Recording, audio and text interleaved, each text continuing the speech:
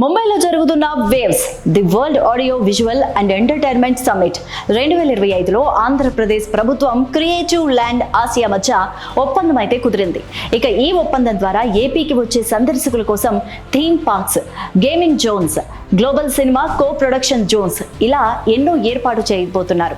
ఇక ఈ మేరకు క్రియేటివ్ ల్యాండ్ ఆసియా వ్యవస్థాపకులు చైర్మన్ సాజ్ రాజ్ కురూప్తో పర్యాటక అభివృద్ధి సంస్థ ఎండి అమ్రపాలి ఒప్పందం కూడా కుదుర్చుకున్నారు. రాష్ట్రాన్ని చలనచిత్ర, వినోద, పర్యాటక రంగాల్లో అగ్రగామిగా నిలిపేందుకు తాము చేస్తున్న ప్రయత్నాల్లో క్రియేటివ్ ల్యాండ్ ఆసియాతో భాగస్వామ్యం ఒక మైలురాయిగా నిలుస్తుందంటూ కందుల దుర్గేష్ కూడా తెలిపారు. అమరావతిలో క్రియేటివ్ ల్యాండ్ ఆసియా ప్రాజెక్టు ఒప్పందంపై సీఎం చంద్రబాబు కూడా హర్షం వ్యక్తం చేస్తూ ట్వీట్ చేశారు. దేశంలోని తొలి ట్రాన్స్ మీడియా ఎంటర్టైన్మెంట్ సిటీ అమరావతియే అంటూ ఆయన తెలిపారు. 25,000 ఉద్యోగాల కల్పనే లక్ష్యంగా అమరావతిలో క్రియేటివ్ ల్యాండ్ ఏర్పాటుకు ఒప్పందం కుదిరిందని తెలిపారు. ఇక విదేశీ పెట్టుబడుల ఆకర్షణకు క్రియేటివ్ ల్యాండ్ ఒప్పందం దోహదపడుతుందని కూడా చెప్పారు సీఎం.